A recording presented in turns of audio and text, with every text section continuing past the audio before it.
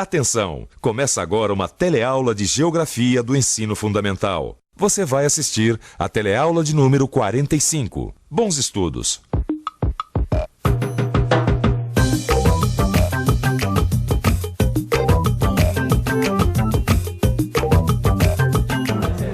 Obrigado, Alexandre. Algumas vezes a gente encontra correspondências provenientes dos países com os nomes mais estranhos. Ó, essa aqui, por exemplo, vem do Cazaquistão. Aliás, você já reparou como cada vez mais no noticiário aparecem países com nomes estranhos? Olha, eu pelo menos nunca tinha ouvido falar em Estônia, Bielorrússia, Azerbaijão. Bom, o fato é que esses países só se tornaram realmente conhecidos com o fim da União Soviética, conforme a gente viu em outras teleaulas. Na teleaula de hoje, você vai conhecer as origens da crise econômica e as razões da desestruturação política da União Soviética. Vai estudar também as principais mudanças ocorridas após a crise de novembro de 1991 e avaliar a atual importância econômica e política da Comunidade dos Estados Independentes, a CEI. A nossa teleaula de hoje está começando nesse instante.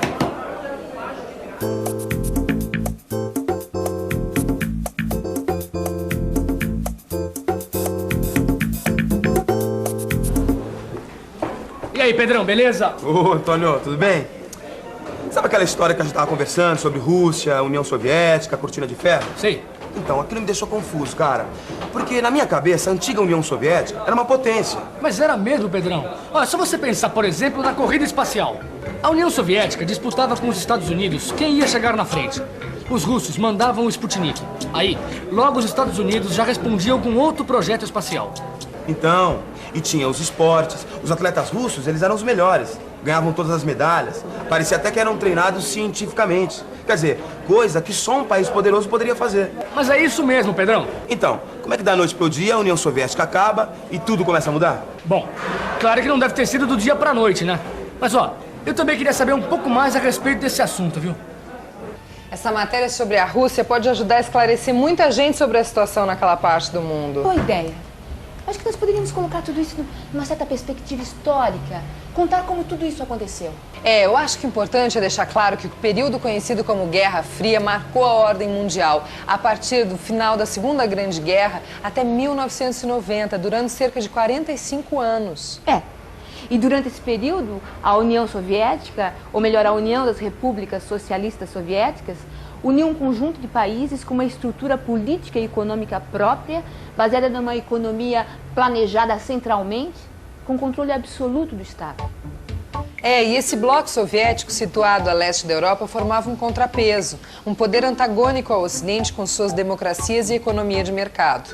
Aí, com a queda do Muro de Berlim em 1989, que era um símbolo bem marcante dessa divisão entre leste e oeste na Europa, o Império Soviético se desintegrou e os vários países formaram a Comunidade dos Estados Independentes, a CEI. A União Soviética desapareceu em dezembro de 1991. O presidente Mikhail Gorbachev demitiu-se e a bandeira vermelha com a foice e o martelo foi retirada do alto do Kremlin e substituída pela bandeira branca-azul-vermelha, que havia sido até 1917 a bandeira da Rússia czarista. A partir daí foi um processo irreversível. O Partido Comunista perdeu a hegemonia, a União começou a se fragmentar diante dos movimentos nacionalistas. Algumas dessas repúblicas que se tornaram independentes ficaram fora da CEI. Mas a grande herdeira da União Soviética é a Rússia, que procura cada vez mais adotar o modelo ocidental. Outra coisa que impressiona as pessoas quando olham o mapa da Europa é o tamanho, a grande extensão de terra da ex-União Soviética. Eu acho que seria interessante ficar um pouco por dentro desse assunto.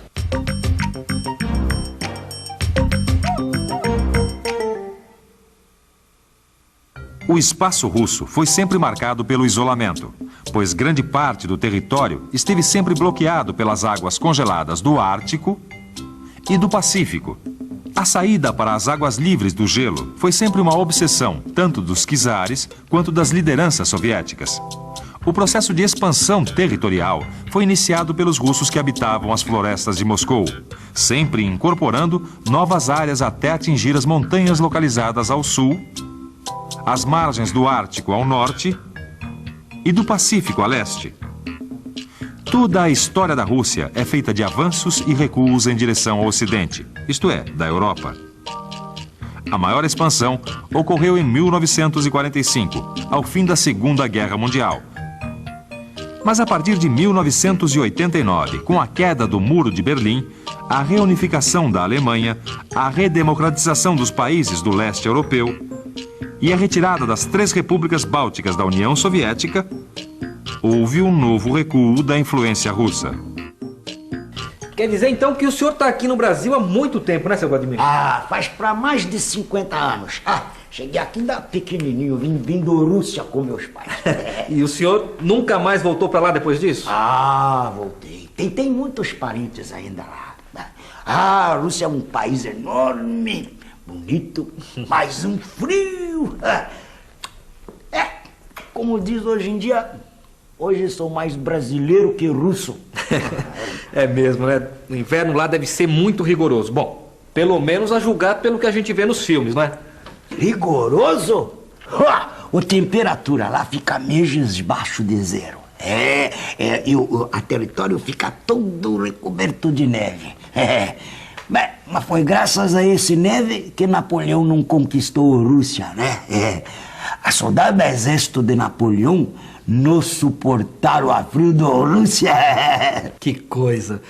E como é que fica a agricultura? Grande parte do território do país fica prejudicado, claro. A frio da inverno congela a água da solo, bloqueia a água da rio de escoar. Até a circulação das pessoas fica ruim, tá? A inverno da Rússia é brava mesmo, E como é que chama mesmo aquele tipo de vegetação? É tundra? As tundras, a taiga, a estepe. Todas essas nomes estranhas são tipos de formação de vegetais que variam de região para região. E Pedrão, dá só uma olhada, olha, Sibéria. Imagina só morar num país com frio desse. Tô fora, eu sou dos trópicos. Agora eu tava pensando aqui, Antônio. Vê se eu não tô certo. Tinha a União Soviética, tá? Que era um conjunto de 15 repúblicas sob o mesmo regime político, social e econômico. Tá certo. Depois da desestruturação da União Soviética, criou-se a CEI, a Comunidade dos Estados Independentes. É isso aí, Pedrão. E a partir daí, os movimentos nacionalistas começaram a aflorar. E em 1991, essas repúblicas tornaram-se independentes. Algumas ficando até fora da CEI. Agora, sabe uma coisa que eu não entendi direito, cara? Por que exatamente que a União Soviética não deu certo? O que aconteceu de errado? É difícil explicar um processo tão complexo em poucas palavras. Mas o fato é que houve um declínio nos últimos 30 anos da produtividade de trabalho na União Soviética. 2 fatores que asfixiaram a economia foram a ineficiência de serviço e a crise crônica de abastecimento. Uma imagem marcante são as longas filas para se conseguir produtos básicos, por exemplo. Foi aí que entrou em cena a perestroika. Perestroika quer dizer abertura em russo. E foi mesmo que Gorbachev tentou fazer a partir de 86, uma abertura da economia russa centralizada. Porque todas as tentativas de reformas feitas antes de Gorbachev não mexiam com os fundamentos do sistema industrial russo, quer dizer, com a planificação centralizada, fixação de preços, controle de mercado e outros mecanismos. Como tudo isso estava emperrando a economia, Gorbachev tentou fazer uma transição para uma economia de mercado mais eficiente, adotando técnicas mais avançadas de produção para melhorar a produtividade. Surgiram leis que permitiram o aparecimento de cooperativas privadas de prestação de serviços e programas de privatização que seriam impensáveis anos atrás. Só que pelo jeito isso significou um aumento do desemprego. Bom, tá na cara que não é nada fácil mudar de um sistema para outro, ainda mais tratando de 2 sistemas opostos. O que houve foi uma verdadeira terapia de choque, quando em 91 aconteceram uma série de medidas radicais. Liberação de preços, reestruturação de setores inteiros da economia, inclusive com a participação de capital externo. Na verdade, foi uma tentativa de tirar a Rússia do isolamento do mercado mundial, num curto espaço de tempo. Mas dá uma olhada só nesses dados aqui, ó. Houve uma queda de 30% na produção e um desemprego de 30 milhões de trabalhadores. É verdade. Como eu disse, não é uma transição fácil, é até mesmo indigesta. Mas a Rússia possui um enorme potencial. com seus conjuntos industriais herdados da União Soviética, os recursos naturais. Talvez o maior problema seja esse clima de incerteza gerado pelos conflitos étnicos. É mesmo, não, seu Vladimir? Nos tempos da cortina de ferro, a gente não tinha ideia da quantidade de etnias diferentes vivendo sob o mesmo regime. Sempre houve a predomínio da grupo eslavo, né? Mas as grupos não eslavos sempre eram respeitados. Quer dizer, então, que os eslavos eram o principal grupo étnico da região. Os russos, os ucranianos, são eslavos orientais, né?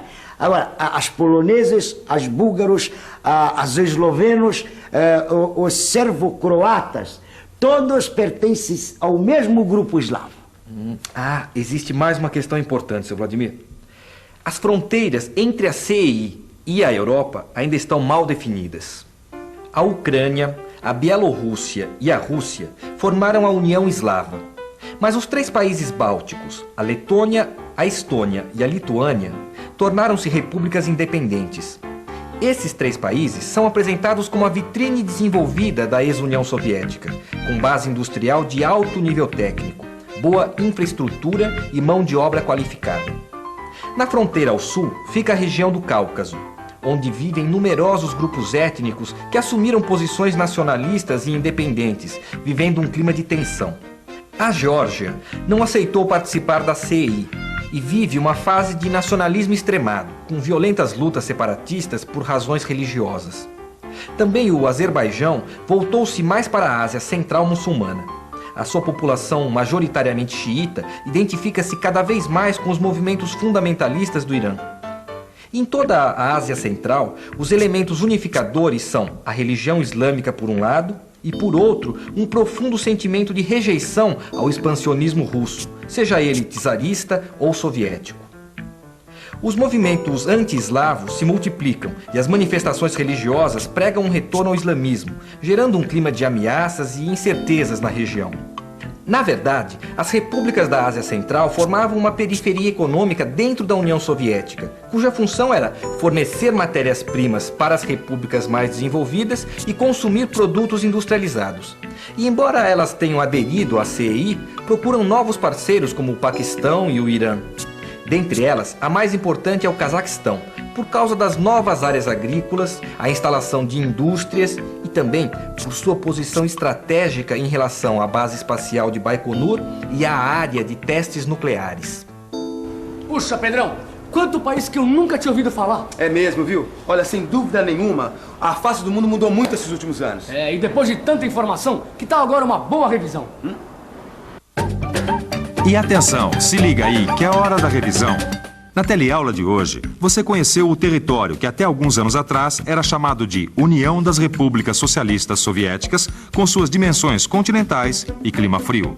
Aprendeu que a União Soviética foi uma das grandes potências mundiais depois da Segunda Guerra, durante a época da Guerra Fria, mas que passava por grandes dificuldades, pois sua economia vinha apresentando baixa produtividade, além da ineficiência dos serviços e da crônica crise de abastecimento, dificuldades que eram justificadas pela estrutura da planificação centralizada.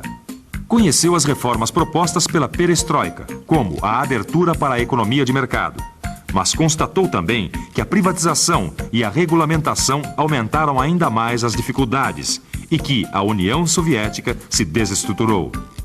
Aprendeu que em 1991, 11 das 15 repúblicas da ex-União Soviética constituíram a Comunidade dos Estados Independentes, a CEI, onde cada república é soberana, mas mantém formas de cooperação com as demais. Finalmente viu que a Rússia é a principal herdeira do gigantismo soviético e que enquanto as repúblicas a oeste tornaram-se independentes, as da fronteira sul têm um futuro incerto, pois os nacionalismos extremados ameaçam sua estabilidade. E na Ásia Central, o fortalecimento islâmico cria ameaças e incertezas. No seu livro de estudos, você pode aprofundar os temas que viu na teleaula, além dos exercícios que podem ajudar você a fixar melhor os conteúdos. Até a próxima!